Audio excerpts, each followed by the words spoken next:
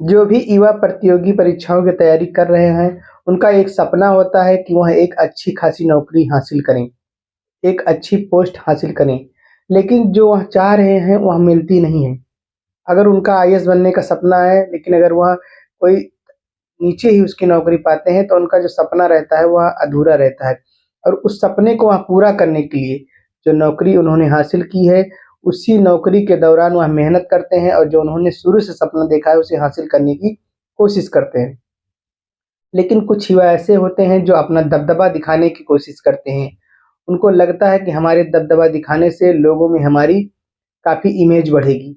अपने फ़ेसबुक पे, व्हाट्सएप पे अलग-अलग स्टेटस लगाते हैं, ताकि लोगों को लगे कि हाँ, यह एक नेता है।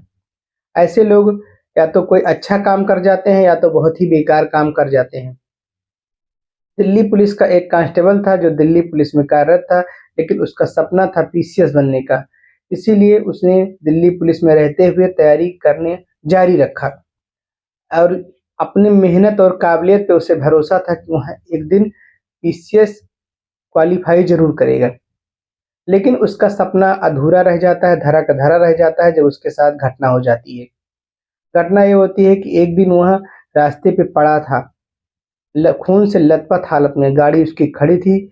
लोगों को जब उसकी लाश दिखी, तो लोगों ने पुलिस को फ़ोन किया। पुलिस ने पहुंचकर लाश को अपने कब्जे में लिया और पोस्टमार्टम के लिए भेज दी। और लोगों ने जिस थाने में कंप्लेन की थी, सूचना दी थी, उसी थाने का वह पुलिसकर्मी था। पुलिस ने यह देखकर घटना को तुरंत उच्च अधिकारियों तक बात गई, मामले की जांच शुरू हो गई कि आखिर ऐसी घटना ऐसे कैसे हो सकती है। हम बात कर रहे हैं दिल्ली की, दिल्ली के थाना गोविंदपुरी की संत रविदास मार्ग पर, जहां पर वह सिपाही जिसका नाम था किरणपाल सिंह, जिसकी उम्र 28 साल थी, वह खून से लथपथ वहीं पे पड़ा था और उसकी गाड़ी जो थी, बाइक जो थी, वहीं पे खड़ी हुई थी। जब लोगों ने इसे देखा तो तुरंत पुलिस को फ़ोन किया। पुलिस ने मौके पर पहुंचकर मामले को जानना चाहा कि आखिर में इसके साथ क्या हुआ है। उसके जो और उच्च अधिकारी थे, उन्हें भी सूचना दी गई कि दिल्ली पुलिस में एक पुलिसकर्मी के साथ ऐसी घटना कैसे हो सकती है। बात करते हैं किरणपाल सिंह की, तो किरणपाल सिंह की उम्र सिर्फ 28 साल थी और ये यूपी के बुलंदशहर के थे। और इनका जो थाना था, थाना क्षेत्र था आहार थाना क्षेत्र था। इनके पिता द्वारिका सिंह थे और ये 2 भाई थे। इनका एक भाई, इनका नाम सोनू था, वह विकलांग थे और दूसरे ये थे किरणपाल सिंह। कम ही पढ़ाई के दौरान ही इनके पिता की डेथ हो गई। इनकी माता ने इनका ज़िम्मा उठाया और काम, खेती करके, मज़दूरी करके, कैसे भी पैसा इकट्ठा करके इनको पढ़ाया-लिखाया और इस काबिल बनाया। इनके मामा जो थे कालीचरण, जो सोनू के किरणपाल सिंह के मामा थे कालीचरण, इन्होंने भी बाखूबी अच्छे से साथ दिया, जिसके वजह से आज किरणपाल सिंह दिल्ली पुलिस में कार्यरत हैं। किरणपाल सिंह को 2018 में नौकरी लगी और दिल्ली पुलिस में यहाँ शामिल हो गए। इनका जो भाई था, बड़ा भाई था सोनू, वह विकलांग था, लेकिन इस सब के बावजूद वह अपने परिवार को अच्छे से चला रहा था। मतलब सब कुछ अच्छा चल रहा था। किरणपाल सिंह यह सिपाही तो बन ही गया था, लेकिन इसके अंदर सपना था कि मैं एक दिन पीसीएस बनूँगा और उससे भी ऊपर बनने की कोशिश करूँगा। इसलिए इसने तैयारी नहीं छोड़ी और तैयारी अपनी जारी रखी। पीसीएस बनने का जो इनका सपना था, उसे इन्होंने अधूरे में ना रख के पूरा करने के लिए प्रण कर लिया। जब भी टाइम मिलता था, अपनी पढ़ाई पे फ़ोकस करते थे। और ये जब से कांस्टेबल की वर्दी पहनी थी, ये बाखूबी अच्छे से और ईमानदारी से अपना काम कर रहे थे। मतलब कहीं प्रकार की कोई खराबी नहीं थी। बहुत से पुलिसकर्मी आपने देखा होगा घूस-पात लेते हुए ऐसा, पर इनके बारे में ऐसा कुछ भी सुनने को नहीं मिला, मीडिया रिपोर्ट के मुताबिक। घटना ऐसे हुई कि एक दिन इनकी ड्यूटी लगी थी संत रविदास मार्ग पर। इनकी ड्यूटी वहाँ पे लगी थी, रात के 3-3 बज रहे थे। 3 युवक उधर से स्कूटी पे आ रहे थे। तो इन्होंने सुबह का टाइम 3-3 बज रहे थे, इन्होंने उन तीनों को रुकवाया और पूछा, आप लोग इतनी रात को कहाँ से आ रहे हो?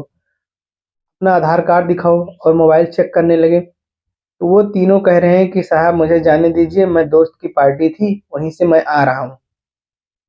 और मुझे अब घर जाने दीजिए। तो उन्होंने कहा, इतनी रात को आप पार्टी करके आ रहे हो या कहीं और से आ रहे हो, पहले अपना मोबाइल दीजिए मुझे चेक करने के लिए। किरणपाल सिंह ने उनका मोबाइल चेक लिया, चेक करने लगे तीनों को मोबाइल।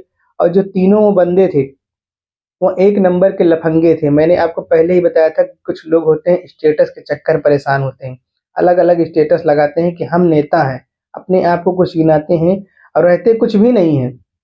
वह एक मंत्री से सीधे बात भी नहीं कर सकते हैं डायरेक्ट पहुंचकर। लेकिन वही है ना कि अपना जलवा दिखाने के चक्कर में अपनी भी जिंदगी बर्बाद कर देते हैं, अपने परिवार वालों की, और जिसके साथ पंगा होता है उसकी तो जिंदगी बेचारी की बर्बाद हो ही जाती है। अब तीन उन उन जो तीनों लड़के थे उनमें से एक का नाम दीपक सिंह था, और दूसरे का नाम ऋषि गुप्ता था, और तीसरे का नाम राघव था। ये तीनों अपना दिखाते हैं। उसके बाद में वो कहते हैं, इतनी रात में आप लोग कहाँ से आ रहे हैं, यही पूछताछ अपना जारी रखते हैं। ये तीनों कहते हैं, मुझे जाने दीजिए नहीं तो बहुत दिक्कत हो जाएगी आपको, हम लोग पार्टी करके आ रहे हैं और मुझे अब जाने दीजिए।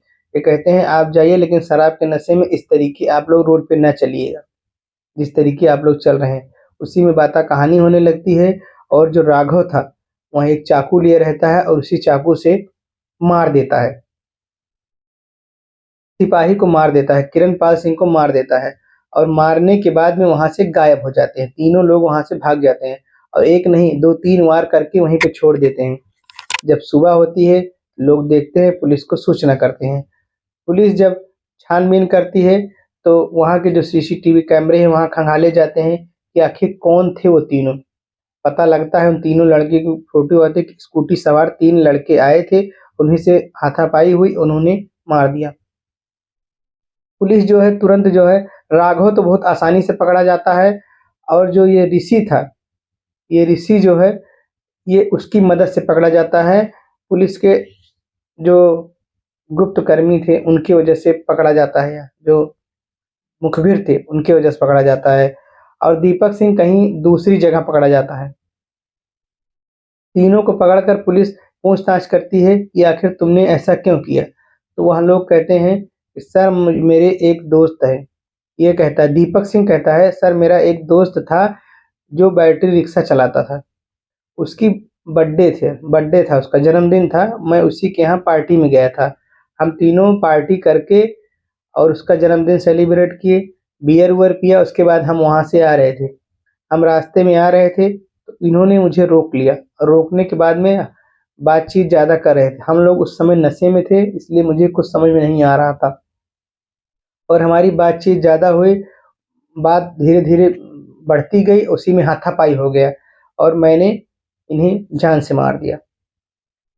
पुलिस कहती है कि तुम्हारे एक बेवकूफ़ी की वजह से आज एक पुलिसकर्मी इस दुनिया में नहीं है, और उसके परिवार पे क्या बीत रही होगी, इसके साथ तुमने अपना भी जीवन बर्बाद कर लिया। वही एक नशे के चक्कर में, सोचिए नशा और दबदबा के चक्कर में खुद तो वहाँ तीनों बर्बाद हो गए और उस पुलिसकर्मी की भी ज़िंदगी बर्बाद कर दी। उसकी माँ ने जो सपने देखे थे वो सपने अधूरे रह गए। वो पुलिसकर्मी जो था किरणपाल सिंह, जो सपने देखा था उसका भी सब सपना अधूरा रह गया। इन लोगों ने उन्हें इस बेरहमी से उन्हें मारा था ताकि उन्हें बचाया ना जा सके। जब होश आया, दारू के नशे में थे, उस समय तो लगा नहीं कुछ, जब होश आया तब इनको लगा कि हाँ गलती हो गई। लेकिन अब क्या होता है, जब घटना को अंजाम दे दिया गया है उसके बाद कुछ नहीं हो सकता है। पुलिस इन तीनों को रिमांड में लेकर के अच्छे से पूछताछ करती है, तो बाद में पता चलता है कि इन लोगों का यही काम ही है। ये लोग उस दिन गलती से उसके हत्थे चढ़ गए, इनका काम ही यही है। पुलिस उन्हें जेल भेज देती है। आप देख रहे हैं कि किस तरीके से एक ईमानदार पुलिसकर्मी जो सच्चे मन से काम करना चाहता है, ये यह दुनिया उसे भी नहीं काम करने दे रही है। मतलब कि कोई अगर अच्छा काम करने जा रहा है तो उसे भी रोका जा रहा है। उसका सिर्फ यही मकसद था, पुलिस वाले का कहना कि आप लोग रात में इतनी रात तक ना घूमें, बस उनका यही सिर्फ कहना था। इसी बात से लेकर के दोनों में पंगा हो गया। तो आप लोग भी अगर कहीं निकलें, बाहर निकलें तो सतर्क और सावधान रहें। आपके साथ भी ऐसी घटना हो सकती है। वहाँ एक पुलिसकर्मी था लेकिन आपसे भी हाथापाई हो सकती है। तो इन सब से बचकर अपने जीवन को आगे बढ़ाइए। और हमारे कहानी बताने का मतलब सिर्फ यही तरह है कि आप लोग सतर्क और समझदार रहिए। घटना किसी के साथ कहीं भी कभी भी हो सकती है। आप लोगों को हमारी यह जो घटना थी, हमने आपको बताया कैसी लगी, आप हमें कमेंट में ज़रूर बताएँ। अगर आप हमारे चैनल पर नए हैं तो चैनल को लाइक कर दीजिए, शेयर कर दीजिए और सब्सक्राइब कर दीजिए। धन्यवाद।